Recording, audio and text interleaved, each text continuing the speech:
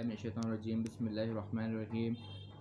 سورہ حج آیت نمبر 61 میں اللہ تعالیٰ فرماتے ہیں یہ اس لیے ہے کہ اللہ رات کو دن میں داخل کرتا ہے اور دن کو رات میں داخل کرتا ہے، اور یہ اس لیے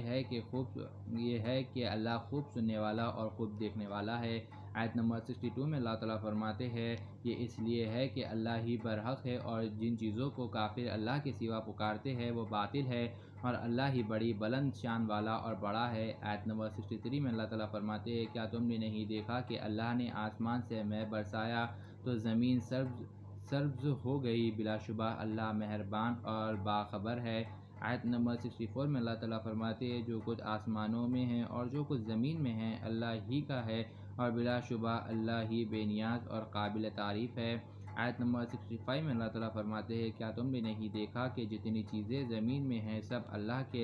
اللہ نے تمہارے کام میں لگا رکھی ہے، اور کشتی کو جو اللہ کے حکم سے دریا میں چلتی ہے، اور وہی آسمان کو روکے ہوئے ہے زمین پر نہ گر پڑے مگر اس کے حکم سے، بلا شبہ اللہ لوگوں پر نہایت شفقت کرنے والا رحم کرنے والا ہے۔ آیت نمبر 66 میں اللہ تعالیٰ فرماتے ہیں اور اللہ ہی نے تم کو زندگی دی ہے پھر تم کو مارے گا پھر زندہ کرے گا، واقعی انسان بڑا ناشکرا ہے۔ آیت نمبر 67 میں اللہ تعالیٰ فرماتے ہیں اور ہم نے ہر امت کے لیے ایک شریعت مقرر کر دی ہے جس پر وہ چلتے ہیں، جو چاہیے کہ یہ لوگ تم سے اس بارے میں جھگڑا نہ کریں تو اور آپ ان کو اپنے رب کی طرف بلاتے رہیے، بے شک آپ سیدھے راستے پر ہے۔ آیت نمبر 68 میں اللہ تعالیٰ فرماتے ہیں اور اگر یہ لوگ آپ سے جھگڑا کرے تو آپ کہہ دیجئے کہ اللہ خوب جانتا ہے جو تم کرتے ہو۔ آیت نمبر 69 میں اللہ تعالیٰ فرماتے ہیں اللہ قیامت کے دن تمہارے درمیان فیصلہ کر دے گا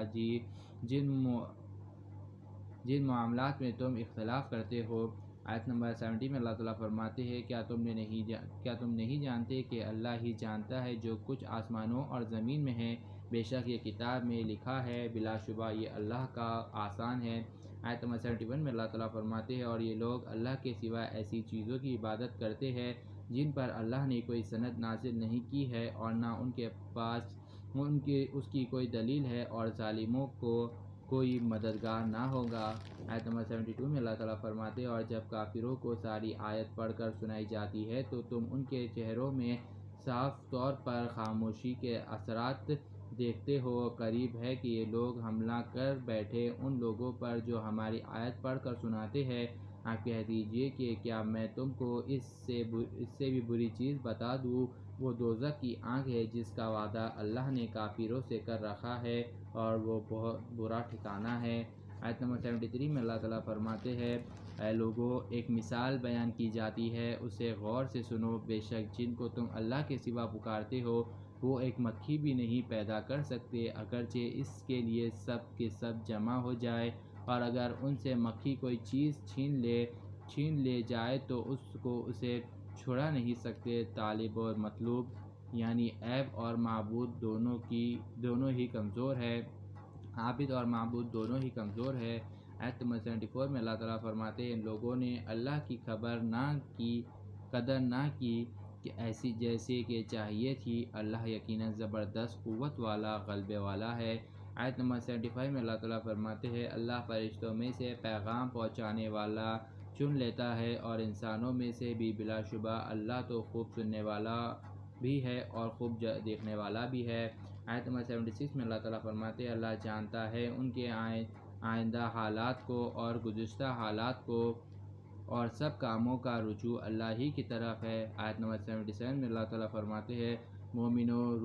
رکوع کرتے رہو، سجدہ کرتے رہو اور اپنے رب کی عبادت کرتے رہو اور نیک کام کیا کرو تاکہ تم فلاح پاؤ۔ آیت نمبر 78 میں اللہ تعالیٰ فرماتے ہیں اور اللہ کی راہ میں جہاد کرو جیسا کہ جہاد کا حق ہے، اس نے تم کو چن لیا ہے اور تم پر دین کی کوئی تنگی نہیں کی، اپنے باپ ابراہیم کے دین پر قائم رہو، اسی نے تمہارے نام مسلمان رکھا